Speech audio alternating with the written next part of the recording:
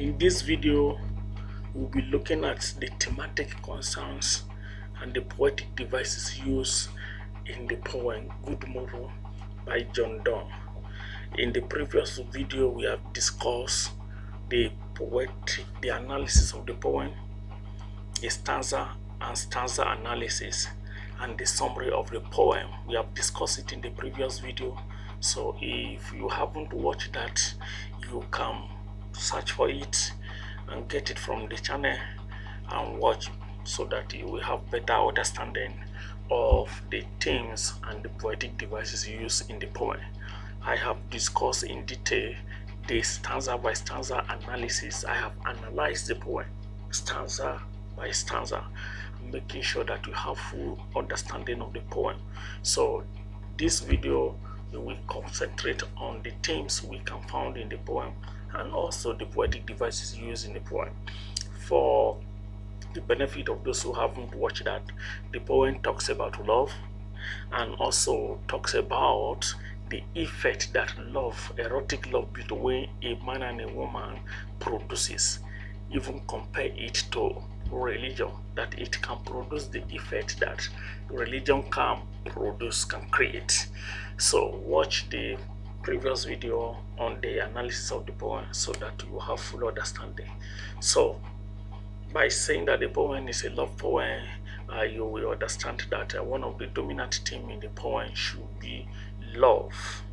Okay, so we have theme of love in the poem, and the entire poem revolves around love, because the love is between a young man and a young lady living together in a single room, and comparing the entire room to the entire world.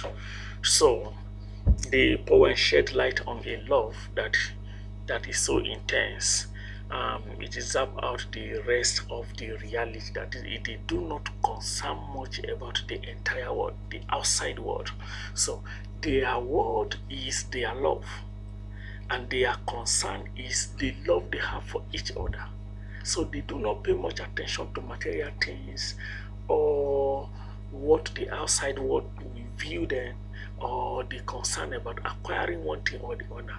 So the one room apartment is enough for them, and their love is their sole concern.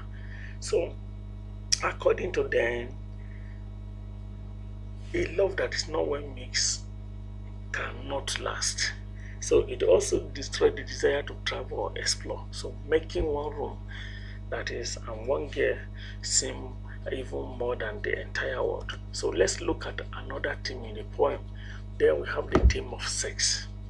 Yes, in the poem there are a lot of references to sex. So it makes clear reference to sex on its own that lack the emotional satisfaction of true spiritual love.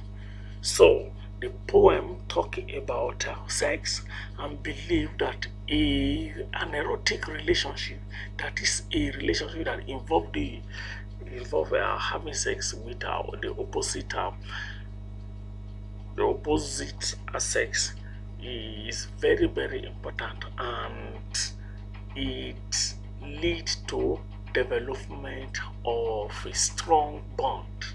So just look at what happened when the speaker tries to remember his past relationship. So those pleasures are all childish, vulgar fancies. So the relationship he was having before he met his lover, he compared them as childish, as not even relationship at all. It's just child play according to him. So according to the person I said, then we have the theme of adventure. Yes, there is a lot of theme in the poem, and one of it is the theme of adventure. So when it comes to planet Earth, the Good Morrow is more about this than that. So the lovers are irresistibly drawn together, forming a private world of adventure. Note that their adventure is not maybe traveling from one area to another. They were inside their room and they explored the entire world. From sea, they discover seas, they discover how big the world is, they discover materialistic things, but they do not commit themselves to them. They are more concerned about developing their world, to forming a private world of adventure and fun that never spill outside their bedroom walls, or even the twin reflection of their faces in which others' eyes. So you need to understand that the adventure we are talking about here is what they explore in their mind, is what they explore in the world of their love. Not really the two lovers go outside. They were inside their one bedroom, and within the walls of that room, they explore the entire world. They see and every other vegetations and every other thing that they need to explore so that they could have the entire world on their own. So let's look at the theme of community. So community in good Morrow is about the perfect, complete, and perfectly fulfilling union created by the two in love. So, and if we are being perfect, honest, it is also kind of creepy. Do these guys ever get out? Or is I loved so struck loving making all they want? According to the poem, they did not go out. They form a community of their own in their room. They are the one living there, and they do not even involve any other third party.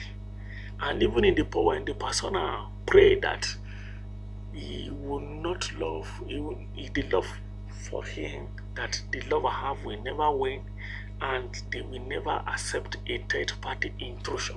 So they were a community on their own, and they build the community of their own, and both of them are the inhabitant of the community.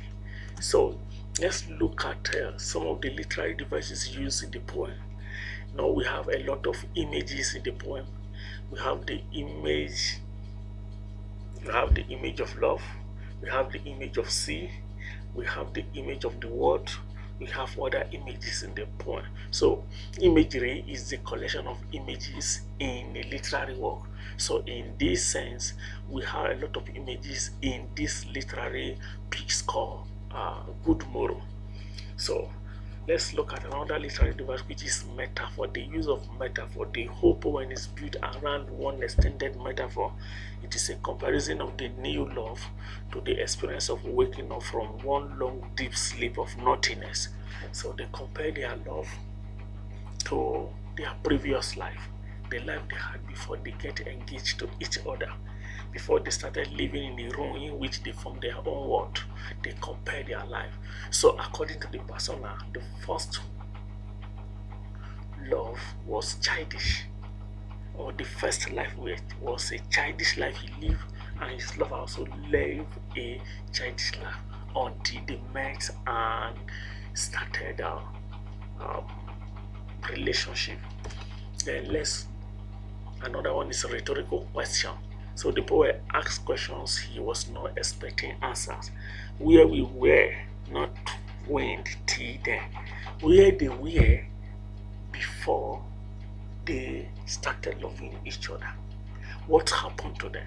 So it's a rhetorical question. He was not expecting answer either from the lover or from the reader.